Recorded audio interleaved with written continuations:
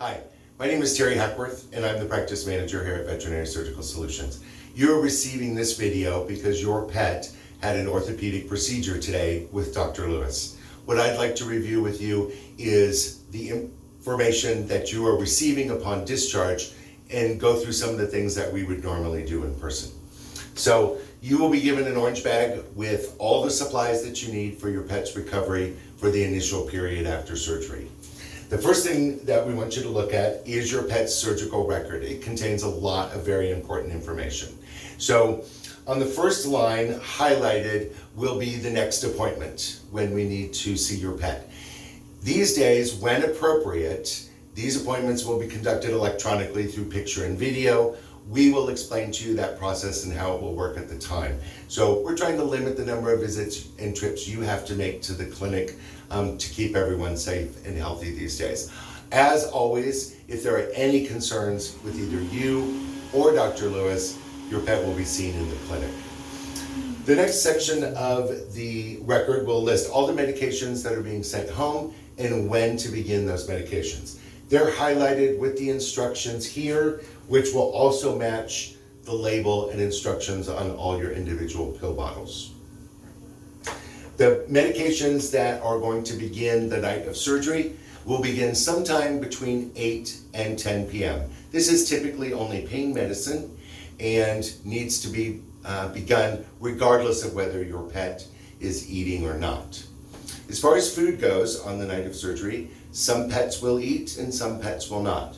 What we suggest is that once you get home, you give it a little time, let everyone kind of settle down. It's been a big day.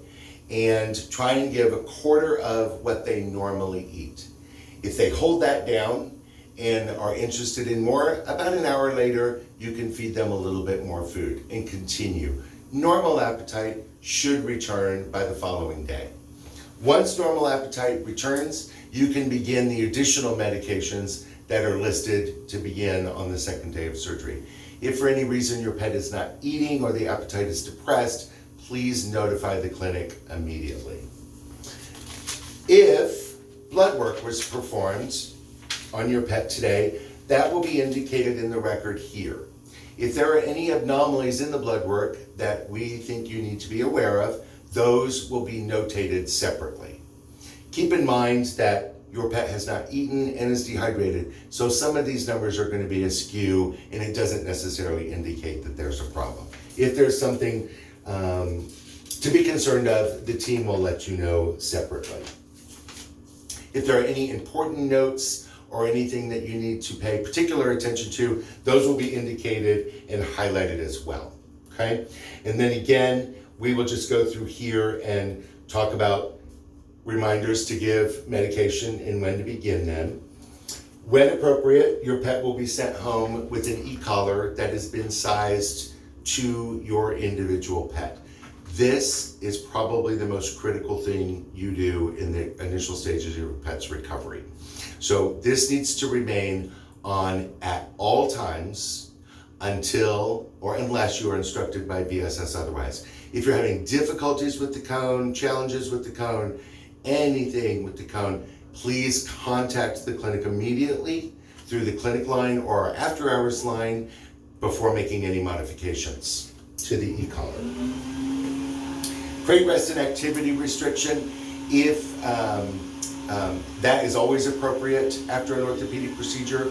Again, please follow these instructions to the letter. It is very, very important and will help avoid any unnecessary complications during this time, which could result in additional costs being incurred. So crate rest activity restrictions, those are critically important to follow. When those change, you will be advised by a member of VSS, okay? And then finally on the record, highlighted is our after hours line. A member of the medical team carries a cell phone at night, and so if the clinic is closed and you have concerns or questions, you can't find information, you're worried about something, you can either leave a voicemail and or text message that cell phone number. So that's outside of normal clinic business hours, okay?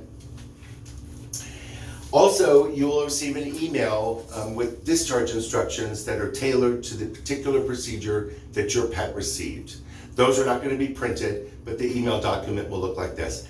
This is a much more detailed informational packet that talks about a lot of things that you might experience during recovery as it relates to a particular surgery. So we ask that you review this very carefully. In most cases, if you are about to call or text us with a question, it's answered in this document. So take a moment to review all this, make sure you understand it, and then if something comes up, as always, we're available to you, okay? Also in that email, if your pet is going to be required to do some passive range of motion exercises at home after their procedure, there will be a link in your email which will take you to our YouTube channel to show you how to do those exercises. We like those exercises to start somewhere in the first 1 to 3 days after surgery.